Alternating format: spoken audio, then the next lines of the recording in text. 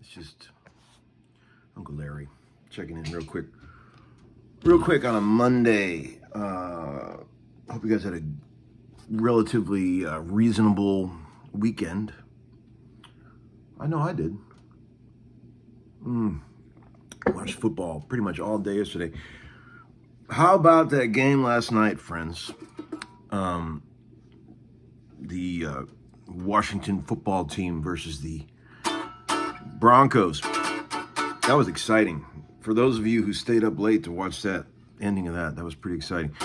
Marcus Mariota, man, I have such respect for dude. He played such a great game. They didn't win, but man, he was making some clutch plays, man. I was impressed. He was the shining hope of the Tennessee Titans when I was a young man. He's become a bit of a journeyman, quarterback. But, man, the guy can play. You got to give him credit, okay? He can play. And he can run. And he can throw some clutch passes. But anyway, just checking in real quick. I just want to tell you, the course running through this Friday for the discounted rate. So if you guys want to check that out, this is your last chance up till Friday to get it for the discounted price of $179. Check out this cool amp right here.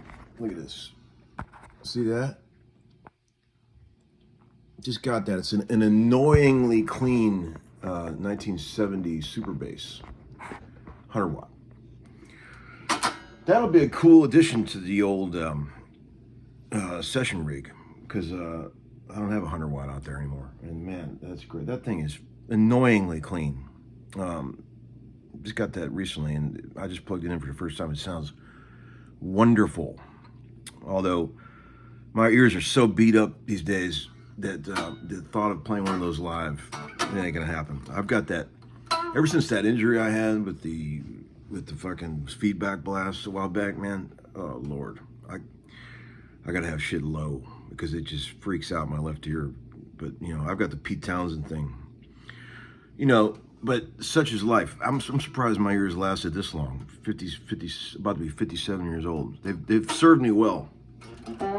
But yeah, the 100 watt Marshalls will be relegated to just the studio at this point.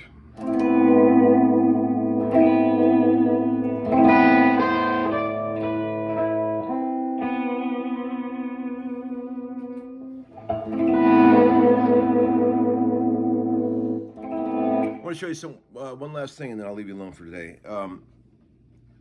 59 355 that I just got. When I first got the thing, I was like falling off the edge of the fretboard on the E's, and I thought, man, these frets are really over beveled, which they are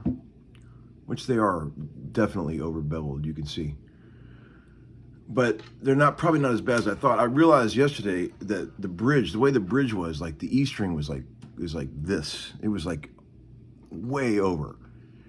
So I had to reslot the bridge. Look how much I had to slot those off center. Can you see that? Just to be dead even with the fretboard. I mean, can you see that, friends? Can you see that right there? I've never seen the Gibson with the bridge post that far off in my entire life.